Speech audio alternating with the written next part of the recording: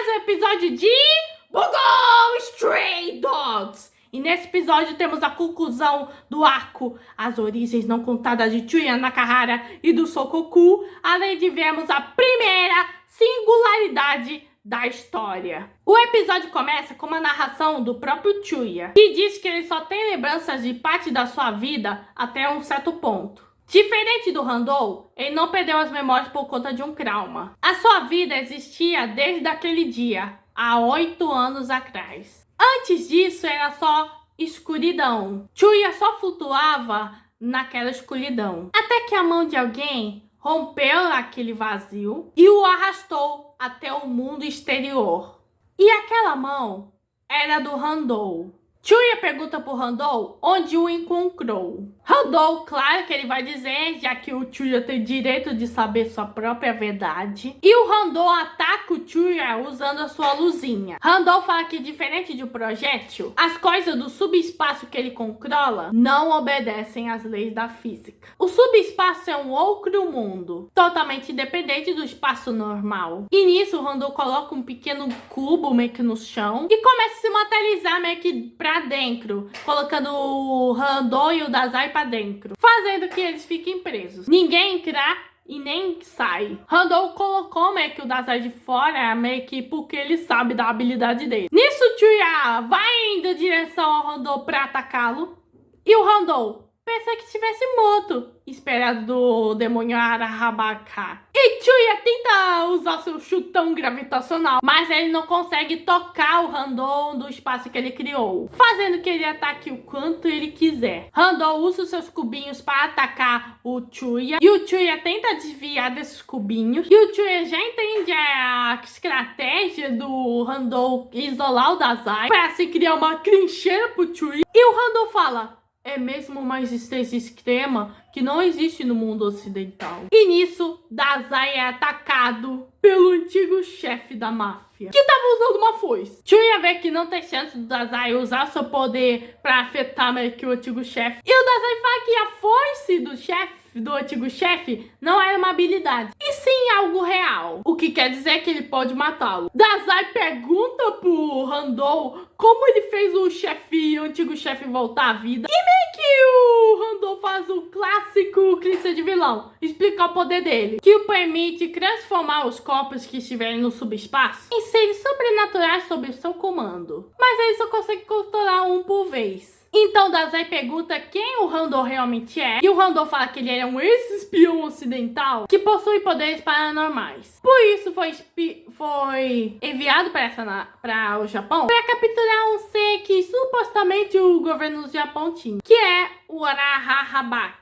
O único propósito para esse plano era matar o Chuya e colocar como substituto, no lugar do ex-chefe, como um ser sobrenatural controlado por ele. E se o Mori conseguir as informações que o Dazai tem, certamente ele tentará assassiná-lo com bisturi. Ou seja, Dazai vai ter que morrer também. E o Dazai lembra do Mori dizendo que não tinha perigo essa missão e fala: foi uma boa piada, tiozinho. Aí, Chuya, vamos matar esses caras juntos? E meio que o Chuya pensou que o Dazai queria morrer, mas meio que o Dazai começou a ter interesse a trabalhar com a máfia do porto. E fala que no mundo externo, a morte é afastada da vida cotidiana. Mas diferente disso, no mundo da máfia, a morte é uma extensão e parte da sua rotina. E o Dazai começa a achar que esse modo de ver faz muito mais sentido agora. Afinal, morrer não é o oposto de viver, e sim um componente natural no processo da vida. Se não observar a morte de perto, não vai saber como é viver. E o Chuya, resumindo, esse maníaco suicida você quer viver, né? E o Dazai: ah, vale a pena tentar. Bom, o antigo chefe fala: chega de conversa, hora das crianças morrerem. E o Dazai: é mesmo? Nisso, o Dazai começa a se escavar da foice do antigo chefe e tenta ir em direção do Chuya. E o Randou começa meio que a expandir meio que o seu subespaço, para tanto meio que continuar aprendendo o Dazai enquanto afastando o Chuya. Enquanto o Chuya vai se esquivando dos cubinhos, e ele tenta chutar a cara do Randou. E o Randou fala que há 8 anos ele tentou pegar o Arahabaki para fazer do seu ser sobrenatural. Mas no momento que o Arahabaki apareceu, meio que tudo foi lançado nos ares. Então não quer cometer o mesmo erro e vai ter certeza que vai prendê-lo e acabar com ele. E nisso o cubinho prende a perna do Chuya e meio que faz parecer que vai doer. E dói mesmo. E o Randô, não sei que força, joga o Chuya, pegando ele pela perna, o joga no céu e ia jogar um cubão em cima do Chuya. Mas o Chuya consegue absorver o impacto, sobrevivendo e aumentando a gravidade. E aí o Chuya fala: ah, quer saber por que eu mantive minhas mãos escondidas até agora? Achei que sentisse que quando eu estava prestes a perder, isso poderia me sentir um pouquinho de apego. Apego pela minha humanidade. O Dazai fala pro Chuya meio que vir pra cá. E o Chuya: é você que precisa se mexer, Dazai de merda. Vem pra cá!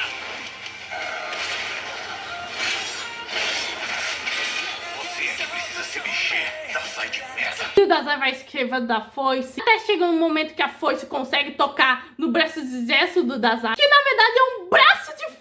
Tinha um pedaço de metal no braço do Dazai o tempo todo. E nisso o Dazai tenta pegar a mão do Chuya. E o Randô tenta usar sua habilidade para tentar afastá-lo. Mas a nossa dupla Sokoku pega nas mãos, criando uma explosão de habilidades que acaba meio que com a habilidade do Randô. E o Chuya teve a chance de dar um socaço no Randô. E meio que essa explosão é nada mais nada menos que uma singularidade, que quando duas meio que poderes se chocam. E meio que essa é a mistura do não mais humano sobre a tristeza manchada, que é a habilidade de gravidade do Chuya.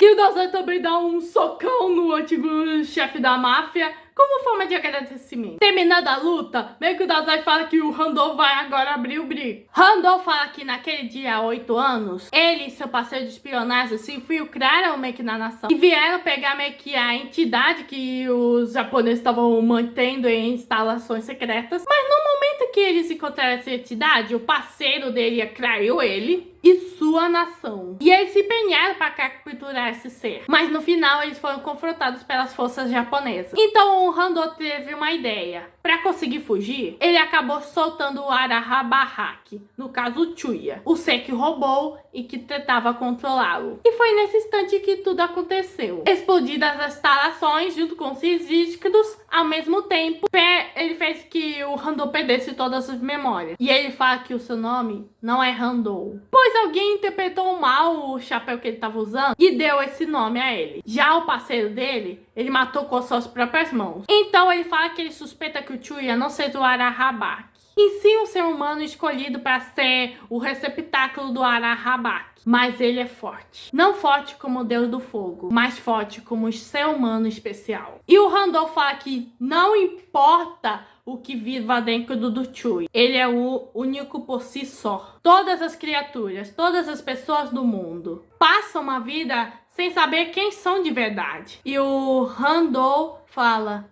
que estranho, eu não tô sentindo mais frio. E o Randô morre. Alá, Talha Algu do Cavaleiro das Crevas ressurge. Aí, falando, o nome dele nem é Randô, e sim Arthur Rimbaud. E nisso, o caso do Arahabaki se encerra aí.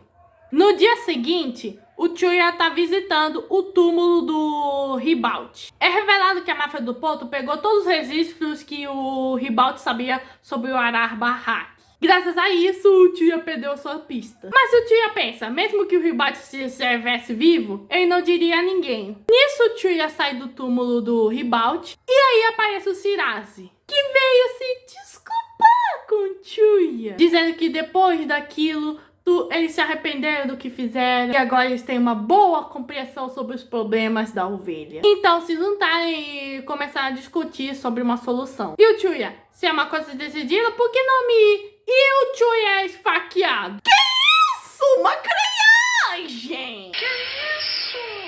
Uma trairagem! Shirase atacou o Chuya quando ele estava com a guarda totalmente baixa, assim não dando tempo para ele usar a gravidade. E ele ainda passou veneno de rato na lâmina. Dazai tinha razão. Não se pode confiar nas palavras de uma falciane! E Shirase fala que se ele não fosse tão forte assim, ele não teria que passar por tudo isso. E vemos que a ovelha se juntou à SSG. Meio que essa foi a solução que as ovelhas encontraram em consenso. Se o Chuya meio que ficar amiguinho da máfia, ele vai acabar matando todas as ovelhas. Mas o Chuya fala que ele nunca queria a organização. E o Shirase fala que, ao contrário do Chuya, a SSG não cresce a lealdade enquanto estiver lucrando, sendo o modo mais inteligente para lutar contra a máfia do porco. E o Chuya, mesmo a gente não vendo, derramou uma lagrimazinha e fala: como eu sei, eu sou um idiota. E ele usa sua gravidade para escapar. E a SSG tenta atirar nele, mas Chuya consegue escapar. O Chuya consegue retirar a lâmina que ficou presa nele. E o Chuya pensa que no fim ele arruinou a organização.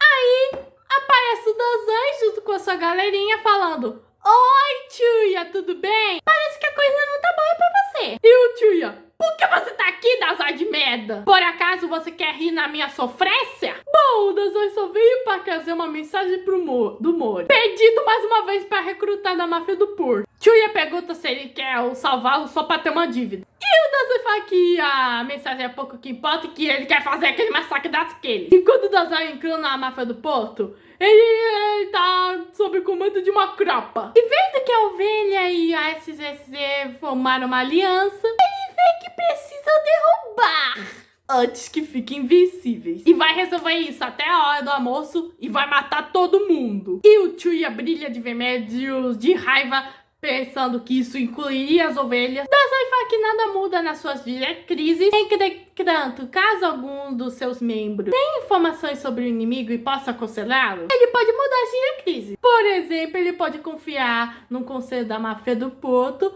que é um deles. E o Chuya: então quer fazer um acordo, não é? Você é demoníaco. E o Dazai: crato. Você sabe que quem pede um jogo pra mim vira o meu cachorro, trabalha pra mim até não aguentar mais. E Chuya jura que qualquer dia ele vai destruí-lo. E o Dazai: gostei da sua cara, parece uma fera. Bom, o Chuya fala que ele só não pode matar as crianças. E o Dazai: vocês ouviram o cara, não pode machucar criança. E o Chuya já vê que o Dazai até calculou essa possibilidade. E tudo começou naquela fliperama. E enquanto rolavam os tiros de fundo, o Chuya vê que o Dazai só fez isso pela sua dúvida entre ele e os companheiros. E fala pra aquele desgraçado que ele vai entrar no seu jogo. Bom, depois o Chuya tá no escritório do Mori e meio que ele recebe um chapéuzinho. Que será seu clássico chapéu? O Mori fala que normalmente na máfia do porco, quem recruta um novo membro deve se responsabilizar pelo novato. Como um símbolo disso, deve estar algo que vai pertencê-lo. No caso do Dazai, ele deu o sobretudo dele, que será queimado meio que futuramente. E o Chuya recebeu o chapéu, que era do Handou, que o Mori já suspeitava que ele estava investigando sobre o Arahabaki. E meio que na estação onde ele se infiltrou, estavam meio que investigando sobre paranormais criados artificialmente, ao combinar paranormais de seres comuns. E meio que tava na mesinha as documentações onde meio que o Handou comentou. E aí o Chuya pergunta ao Mori o que ele não faz pensar que ele vai socar e levar isso com ele. Mori tem certeza que o Chuya não é tão idiota assim. Além disso, ele pode responder outra pergunta na qual ele procura a resposta. E o Mori e o Chuya: você já pensou em tudo, né? Só fala uma coisa: como é ser líder de uma organização? Mori fala que o líder, enquanto ele encabeça pela organização, também é escravo dela. Para a sobrevivência e lucro da organização, coloque-se de bom grado qualquer imundice. É a combinação do útil com o agradável. Devolvem seus subordinados e os colocam onde melhor se encaixam. E também, caso seja necessário, usa e descarta. Pelo bem da organização, assume qualquer ato de barbárie com alegria. Isso é ser um líder. Mori fala que é tudo pela organização e pela proteção de Yokohama. E o Chuya vê o que estava faltando nele. E o Chuya se escurva diante ao Mori, jurando com seu sangue e lealdade ao Mori. Entendi. Isso é o que estava faltando pra mim.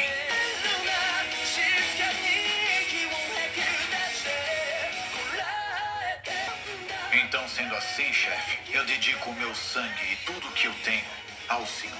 Ele jura proteger meio que essa organização na qual na qual virou líder e escravo ao mesmo tempo. E o Chuya será o seu escravo para dizimar os seus inimigos. E fará que conhecerão toda a gravidade aqueles que se opuserem contra a máfia do Porto. E o Mori com um sorriso dá as boas-vindas ao Chuya à máfia do Porto. Depois o Chuya tá sendo levado pela Koyu para uma reunião. O Chuya até a chama de grande irmã e ela fica... Ah, não me chama assim, é envergonhoso. E meio que é uma daquelas reuniões de organizações de fachada da máfia. E qualquer pausa na conversa, ou seja, para café ou pro banheiro, pode afetar o futuro da máfia. E meio que o tio pergunta o que vai fazer se deixar um dos caras furioso. A Koyu fica, daremos um jeito nisso. É mais triunfante destruir o Bakugo de maneira triunfante e espetacular. Aí o Chuya vê o Mori, o Ké e o Dazai. E o que eles fazem? Eles brigam. E o Dazai fica, você é meu cachorrinho. Se eu disser que minha perna tá coçando, você vai coçar? Esse é seu trabalho. Já tá pensando em promoção, hein? Vai pegar pesado sim. E o Chuya, olha quem tá falando. O grande idiota. Fique sabendo que eu me insultei a máfia do Porto por vontade própria. Eu nunca vou ser seu cachorrinho. E o quê?